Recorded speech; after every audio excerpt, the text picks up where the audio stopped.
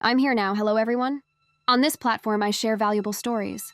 You can listen to nourish your soul or let your children hear them, so they can grow up with a beautiful soul and exceptional morals. I also share true stories about the miraculous power of the Buddha, as told by those who have experienced it firsthand. If you're interested in this, don't hesitate to subscribe to the channel. 1. Mountain climbing. This story offers profound insights into perception and contentment. One day, a Zen master took a disciple to a mountain and asked, "What do you think of this mountain?" The disciple replied, "It's tall, beautiful, and majestic." The Zen master then said, "Come with me up the mountain." On the way up, they spoke not a word. As they climbed, the disciple grew tired, and the rugged path became increasingly challenging. By the time they reached the summit, the master asked, "What do you think of the mountain now?" The disciple responded, "The mountain isn't as impressive as I first thought. The path was rough, and the trees are sparse. The mountain opposite looks much more beautiful." The Zen master smiled and said, "When you first encountered the mountain, you viewed it from afar with wonder and admiration. As you climbed and got closer, you saw its imperfections. At the summit, your view shifted to focus on the distant mountain, which seemed more appealing. The mountain itself hasn't changed. It's your perspective that has. Your admiration diminished and dissatisfaction grew. A person who truly understands and appreciates what they have is genuinely happy. Perhaps true happiness lies in valuing the mountain you are on, rather than longing for another." Story 2. Mind and Virtue. There is a story about cause and effect in Buddhism about two close friends. Mind and Virtue. Mind was a kind person, always helping others and living virtuously, while Virtue was selfish, only thinking of personal interests without caring about others. One day, when Mind was walking on a stone path, he accidentally stepped on an ant that was running to find food. Mind quickly stopped, apologized to the ant, and helped it cross the large stream on the path. Meanwhile, Virtue walked on the same path and not only did not help the ant, but also passed by indifferently. As time passed, Mind had much luck and happiness in his life. On the contrary, Virtue encountered many difficulties and misfortunes. He was troubled and visited a master to ask about the cause of this difference. The master saw that Virtue carried many punishments due to his selfish actions and lack of compassion in the past. Master explained that, according to the Buddhist concept of cause and effect, each of our actions has a corresponding consequence. Mind has accumulated merits from being helpful and compassionate, while Virtue has suffered punishments for unethical actions. This story emphasizes caring for others and compassion as a means to create happiness and peace in life. Story 3. My Human Fortune from the Beginning. Once upon a time, there was a merchant named Michael Yukai. Other businesses made a profit, but he lost everything. Then someone told Michael Yukai that if he transported silk from Hangzhou to Hubei, then transported green stone from Hubei back to Hangzhou, he would earn a large sum. After hearing this, Michael Yukai thought for a while and felt that he could make a profit, so he mortgaged his assets to buy a full boat of silk and then followed the Yangtze River to Wuhan. But when he was about to reach Wuhan, the boat ran aground and sank. Michael Yukai carried 2 rolls of silk to the shore, crying in pain. At this time, a monk passed by and asked Michael Yukai, "Why are you crying so sadly?" Michael Yukai replied, "Master, why am I always so unlucky?" The monk smiled and said, "If God gave you wealth, what would you do?" Michael Yukai excitedly said, "Of course, to buy a house, buy land, marry a wife, take a concubine, and live a life of luxury." The monk laughed and said, "Your heart is selfish, and God hates people like you the most. If you have money, you will not only harm yourself but also harm others." Michael Yukai had never heard these words before. His heart seemed to understand something, and he said, "Please teach me, teacher." The monk saw that Michael Yukai had understood and said, "I will give you a few sentences. During the day, all things have a spirit. Meeting a noble person is not just a person. If you do not have a selfish heart, for the sake of others, your wealth will be like the endless waves of the ocean." After saying that, the monk turned away. Michael Yukai then went to the fabric store to exchange the remaining 2 rolls of silk for 100 taels of silver. But as soon as he left the door, he heard a dog barking from the opposite side. Curiously, he squeezed through the crowd and saw in front of the dog meat store an injured black dog kneeling before the butcher as if begging him not to kill it. This scene reminded Michael Yukai of what the monk said about all things having a spirit. So he took 5 taels of silver to buy the black dog. Then he took the black dog to the market to buy some goods. When he returned home, he heard the sound of a cow mooing in the distance. When he got there, he saw 2 strong men holding an old cow. Michael Yukai asked, "What happened?" The owner replied, "This cow has helped my family plow the fields all its life, but someone in the family is sick and has no money to treat it, so we have to sell the cow." Michael Yukai thought for a while, and then decided to spend 50 taels of silver to buy the cow. After that, he only had more than 40 taels of silver left, so he could only buy a cart of cotton and go to the pier. But when they arrived at the dock, the old cow refused to get on the boat, and the black dog also bit his pants tightly, leaving Michael Yukai with no choice but to change to walking. On the way, he made friends with many people, and from one friend he learned that there was a storm on the river that day, and all the merchant ships sank. After hearing this, Michael Yukai broke out in a sweat and suddenly remembered the monk's words. So he thought that the cow and dog were his noble friends. 2 days later, Michael Yukai went to a ruined temple to ask for shelter. Besides him, there was another merchant in the temple. Because he was hungry, the merchant planned to eat a big rooster and bring it home. But at that time, Michael Yutsai's black dog rushed forward to stop him from killing the rooster. Seeing this, Michael Yukai felt both amused and helpless. So he used his wristwatch to exchange for the rooster. The next morning when he woke up, he saw scorpion corpses all around him, and the rooster was guarding it. Meanwhile, the merchant in the temple was bitten to death by poisonous insects. Michael Yukai reported to the authorities and continued on his way. When he reached a river, he saw a student arguing with the ferryman. When he asked, he learned that the student's mother had an infectious disease and needed to cross the river for treatment. But the ferryman was afraid of being infected, so he did not let her on the boat. Michael Yukai said, "Let my cow carry the mother and child across the river." After saying that, he led the cow over. As if the cow understood what he meant, it carried the mother and child across the river. But when the cow turned around, it seemed to have stepped on something, and it stopped moving. Michael Yukai thought that the cow's foot was stuck in the grass, so he went down to the river to check, and discovered a large block of gold under the cow's foot, which made Michael Yukai earn a large amount of money unexpectedly. A few days later, Michael Yukai returned to Hangzhou but heard laughter from his colleagues. They said that in such hot weather, his cotton was worthless unless God helped him make snow. Michael Yukai said that God would be happy and make snow. Strangely enough, the next morning it really snowed in Hangzhou. The temperature dropped sharply and cotton clothes were scarce in the city. So Michael Yutsai's cotton became a treasure that helped him earn more than 10 times more money. A few years later, Michael Yukai switched to the food business and helped many poor people in many places. The more he did good deeds, the more money he had.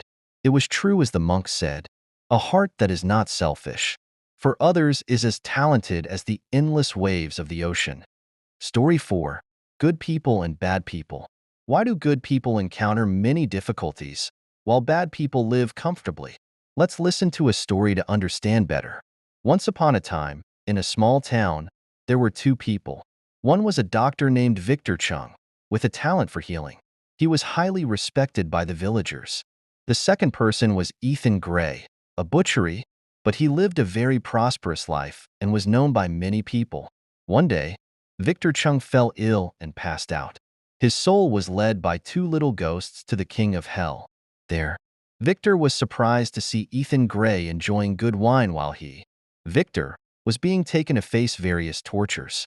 Victor Chung was not willing to go forward and asked the king of hell, "Why is it that I, who practiced medicine all my life, have met this fate, while Ethan Gray, a man, enjoys good fortune?" The king of hell looked at him and said, You have been slow to show gratitude, instead becoming proud of your talent. At the age of 20, you killed your master. At 21, you took advantage of your medical profession to earn illegal money. At 22, you began practicing medicine with an evil heart. The first time you practiced medicine, you poisoned your patient. The second time, you saved a life only to gain fame and wealth. Even just days ago, because of greed, you refused to save someone in distress. Who should bear these sins? Victor Chung was shocked to hear this, but argued back. I have never done such things.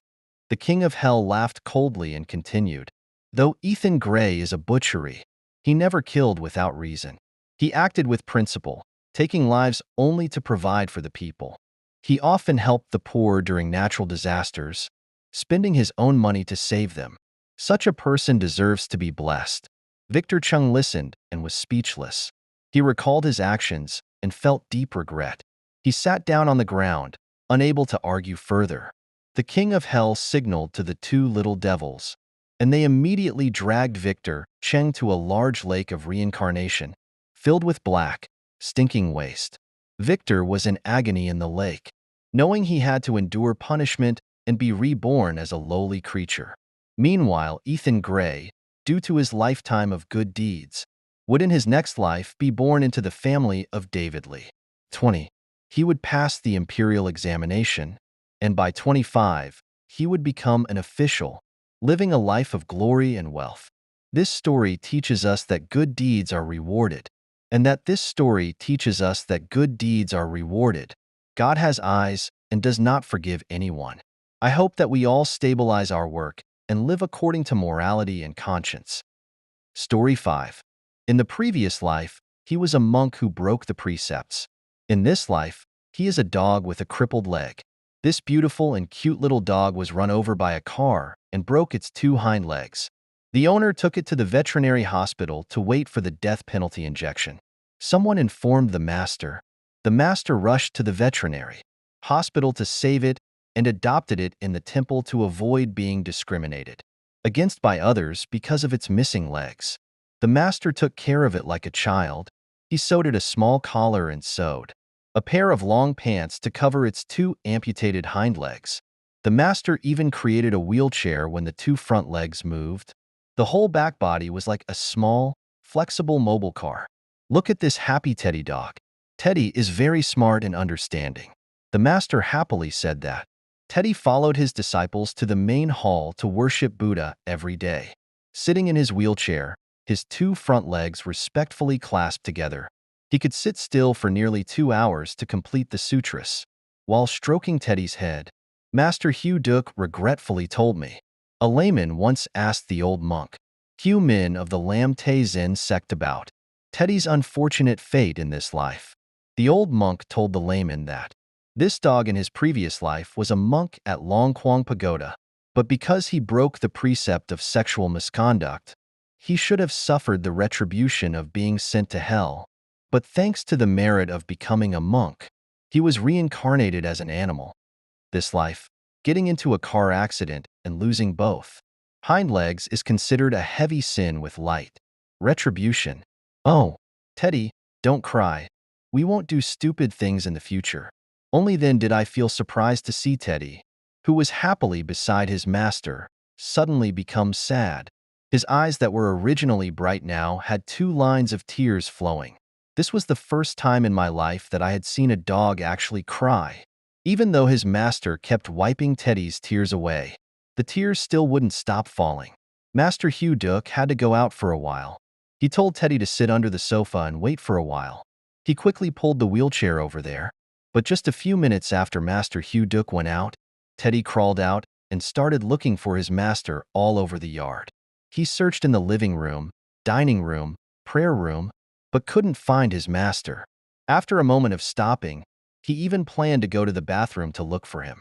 Looking at the scene before my eyes, I couldn't help but remember the Buddha's teaching that sentient beings are divided into 4 categories: from light to darkness, from darkness to darkness, from darkness to light, and from light to light. I think Teddy is temporarily falling from light to darkness, praying that he will step into the light again. And I hope that those of you who are fortunate enough to have a human body will take Teddy's past and present experiences as a lesson for yourselves to cherish this hard-to-get human body more. Work hard like you're putting out a fire. Only remember impermanence in your mind. Be careful not to let yourself go. Story 6.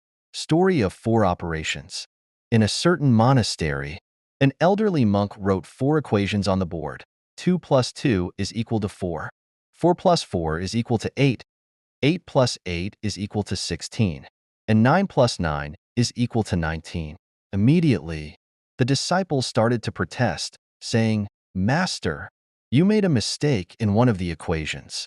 The elderly monk slowly looked up and said, "Yes, everyone clearly sees that I made a mistake in this calculation, but no one mentioned that the other 3 calculations were correct.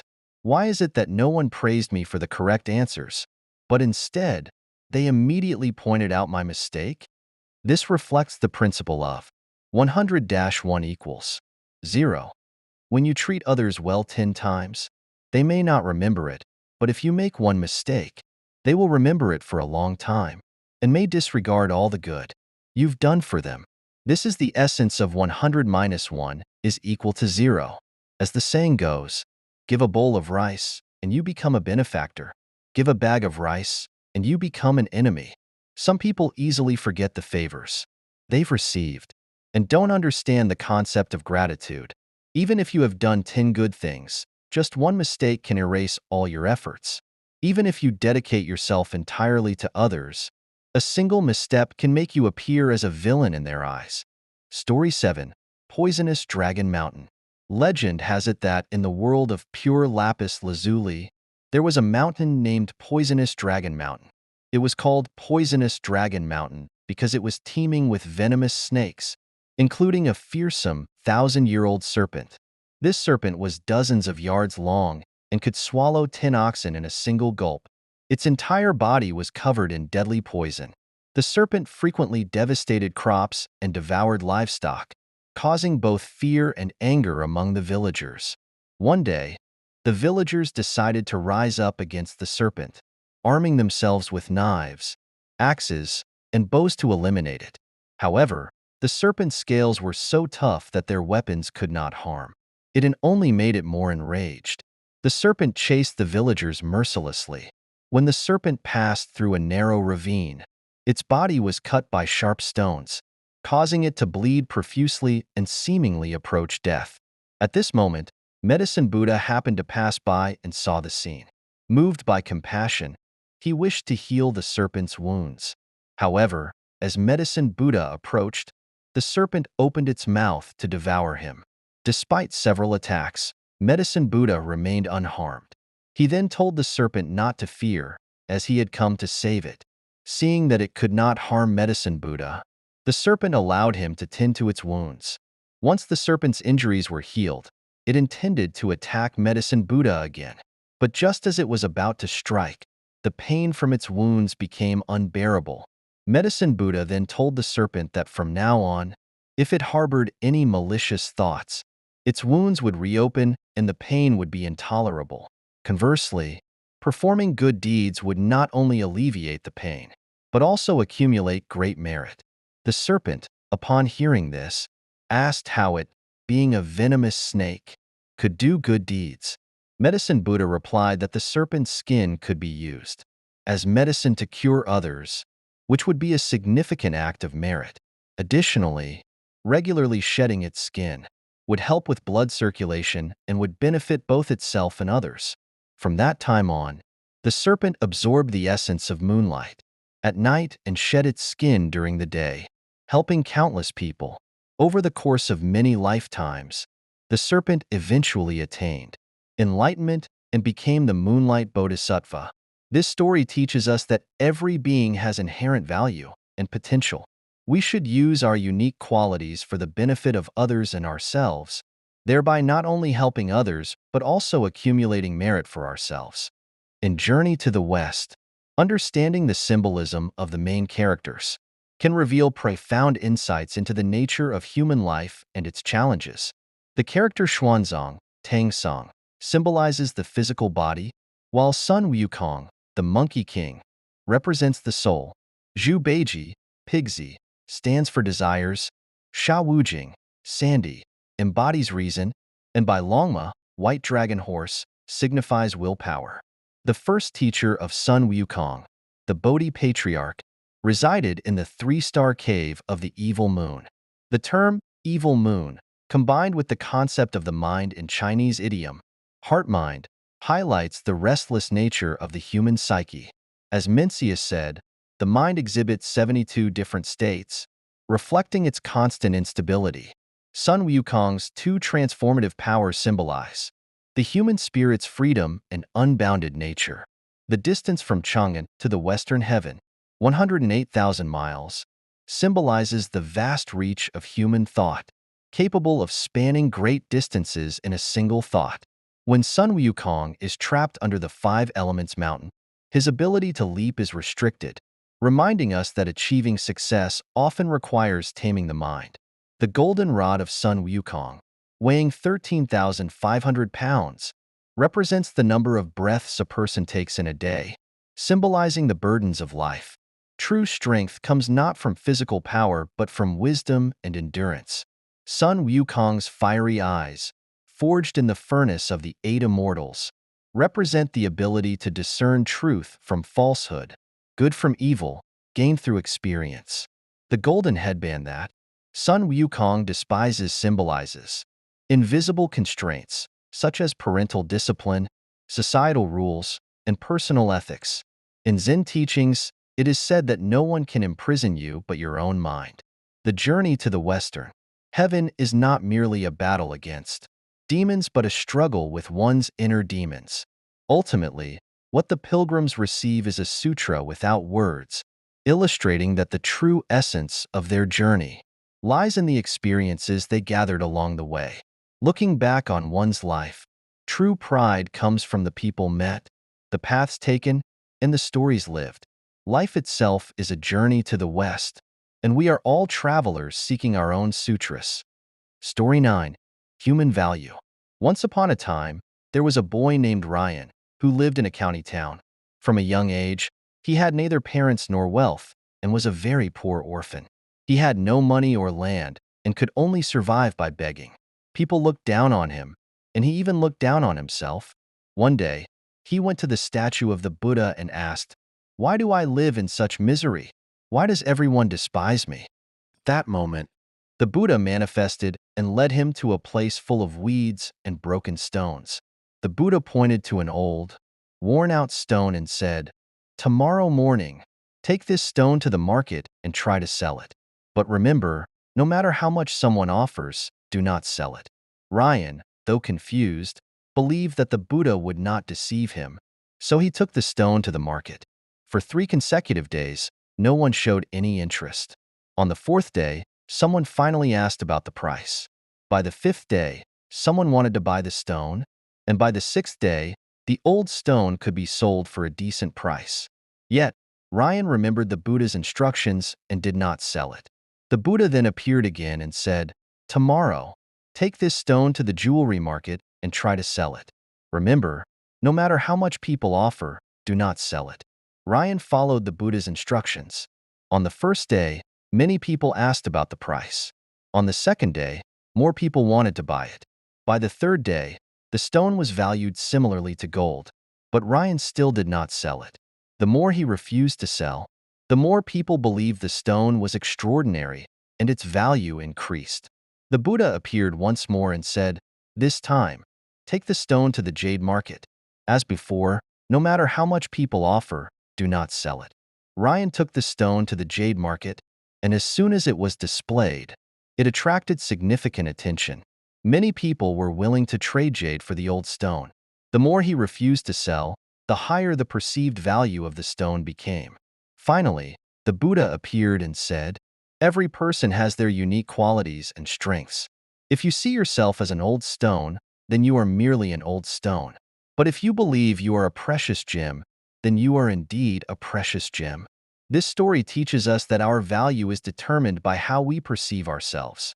Whether we are a stone or a gem depends on our attitude towards life. Everyone has their own inherent value. Story 10. Fate. Once upon a time, on the beam of a sacred temple, there was a spider that had attained enlightenment. One day, a celestial being passed by and, noticing the temple's tranquility, asked the spider, "Do you know what is the most precious thing in this world?" The spider replied, "It is what cannot be attained and what has been lost." The celestial being said, "Very well. I will return in 500 years to ask you this question again." With that, the celestial being disappeared, and the spider continued to live in the temple. One day, a gentle breeze caused a sweet dewdrop to fall onto the spider's web. The spider cherished this dewdrop and admired it every day, feeling immense happiness. However, one day, the breeze blew the dewdrop away, and the spider was left heartbroken. Time passed in the spider's sorrow.